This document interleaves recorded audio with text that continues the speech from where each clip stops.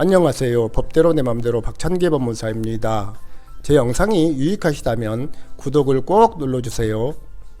오늘 제목은 대출 말소하고 1순위자가 되도록 해주겠다는 임대인의 말에 속았어요입니다. 김사기씨는 60대로서 빌라 등 여러 채의 집합건물을 구입하면서 매수 대금의 상당액을 은행 등 금융권 대출로 충당하였습니다.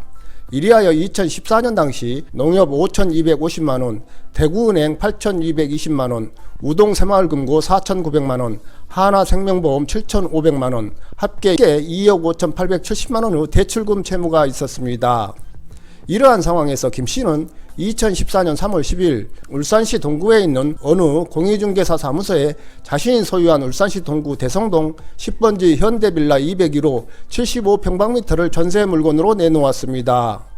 그 당시 전셋집을 구하고 있던 나 P씨는 중개사의 소개로 이 빌라에 전세를 들겠다고 생각하고 중개사가 발급받은 부동산 등기부를 살펴보았습니다. 그런데 이 등기부에는 병영새마을금고를 제1순위로 한 채권 최고의 9,100만원의 근저당권 설정 등기가 맞춰져 있었습니다.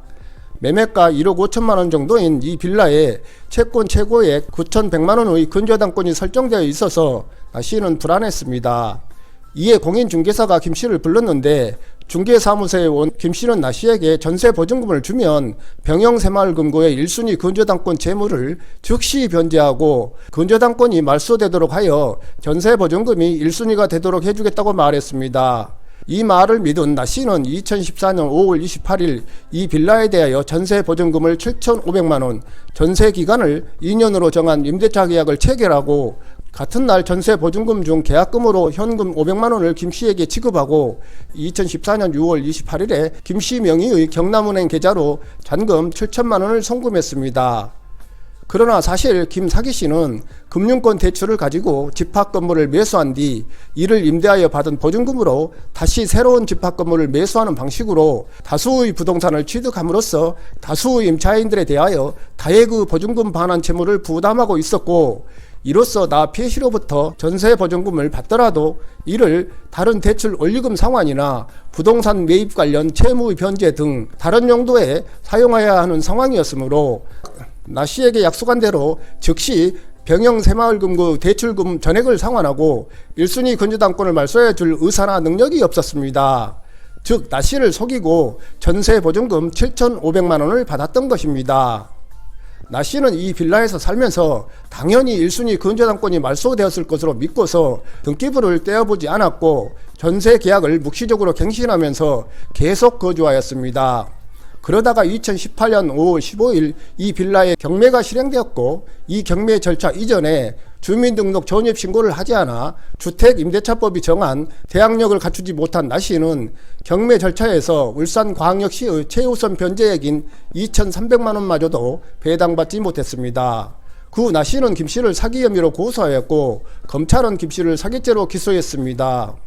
김씨에 대한 재판에서 울산지방법원은 김씨는 별다른 자력이 없이 대출받은 돈으로 노후된 빌라 등을 매수한 뒤 이를 임대하여 받은 임대차 보증금 등을 다른 부동산을 매수하는 데 활용하면서 막연히 부동산 가격이 오를 것을 기대하였을 뿐 부동산 가격 하락 등으로 다수의 임차인들에게 임대차 보증금을 반환하지 못할 가능성은 애써 예민한 것으로 보인다. 더군다나 이 사건은 나 P씨로서는 김씨가 선순위 근저당권 말소를 약속해 주지 않았다면 선뜻 임대차 계약을 체결하지는 않았을 것으로 보이므로 기망행위의 정도가 약하다고 볼 수 없다. 나씨는 김씨의 이 사건 범행으로 보증금을 한 푼도 회수하지 못하여 상당한 경제적 피해를 입은 것으로 보이며 김씨에 대한 엄벌을 거듭하여 탄원하고 있다. 이러한 정상들을 고려하면 김씨에 대하여 실형의 선고가 불가피하다고 하면서 징역 10개월에 처했습니다. 김씨의 행각은 실형이 불가피하고 나 P씨의 입장에서는 김씨에게 징역 10월 실형은 너무 약하다고 생각할 수 있습니다. 한편 김씨로서는 갭투자의 실패로 인한 결과일 뿐이지 고의가 아니었다고 할 수도 있을 것입니다. 사례에서는 나씨가 김씨의 말을 너무 믿었던 것이 문제가 아닌지 생각됩니다. 누구에게나 7,500만원은 매우 큰 돈입니다. 특히 나씨에게는 전 재산이나 다름없을 수도 있습니다.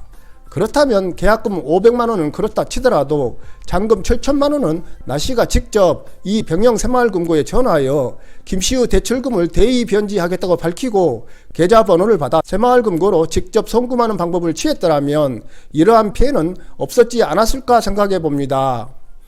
부동산 거래 현장에서 매수인이나 임차인이 매도인이나 임대인이 직접 대출금을 상환하겠다는 말을 믿고서 매도인이나 임대인의 계좌로 송금하는 경우는 극히 드물지 않나 싶습니다.